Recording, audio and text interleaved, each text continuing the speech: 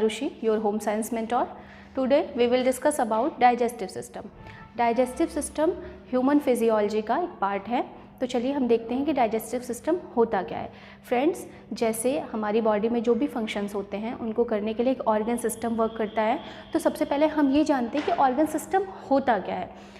तो organ system का मतलब ये होता है कि जब कई सारे ऑर्गन मिलके किसी एक पर्टिकुलर वर्क को करते हैं तो वो ऑर्गन सिस्टम कहलाता है। जैसे हमारी बॉडी में एक्सक्रीटरी सिस्टम है, सर्कुलेटरी सिस्टम है, नर्वस सिस्टम है ना, उसी तरह से डाइजेस्टिव सिस्टम है। तो कई सारे ऑर्गन सिस्टम्स हैं जो अलग अलग वर्क को करने के लिए रिस्पॉन्सिबल होते हैं। तो देखिए, हमारी बॉडी की जो सबसे छोटी स्ट्रक्चरल और फंक्शनल यूनिट होती है वो होती है सेल।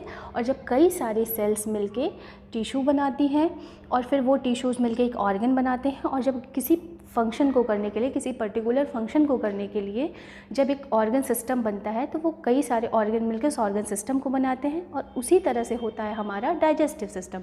और डाइजेस्टिव सिस्टम जो है वो हमारे भोजन के पाचन में सहायता करता है।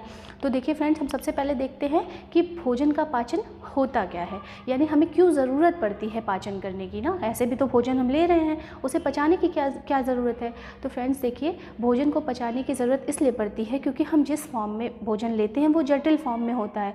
और जटिल फॉर्म में भोजन जब हम ले रहे हैं उसके जटिल रूप से हमें किसी भी तरह का कोई पोषक तत्व नहीं मिलेगा। उससे पोषक तत्व लेने के लिए ही ज़रूरत पड़ती है किसकी, भोजन के पाचन की।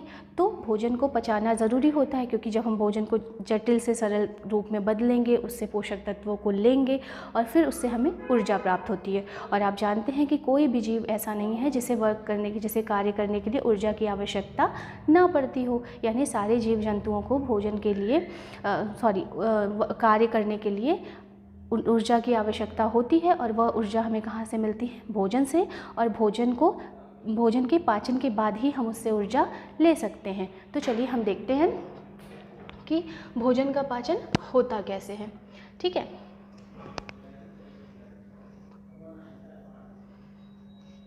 देखिए, भोजन के पाचन के लिए क्या है, भौतिक व रासायनिक क्रियाएं शरीर के विभिन्न अंगों द्वारा की जाती है। और ये अंग एक अंग तंत्र का निर्माण करते हैं जिसे हम पाचन तंत्र कहते हैं।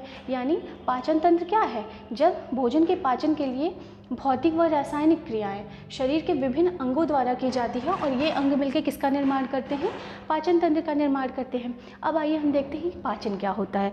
देखिए, पाचन जटिल पोषक पदार्थों व बड़े अणुओं को विभिन्न रासायनिक क्रियाओं तथा एंजाइम्स की सहायता से सरल व घुलनशील पदार्थों में परिवर्तित करने की प्रक्रिया को ही क्या कहते हैं, पाचन कहते हैं। जैसा कि मैंने अभी आपको समझाया कि भोजन का जटिल से सरलतम रूप में बदलने के बाद उनसे पोषक तत्वों को लेना और उनसे ऊर्जा प्राप्त करना ही क्या कहलाता है, भोजन का पाचन कहलाता है।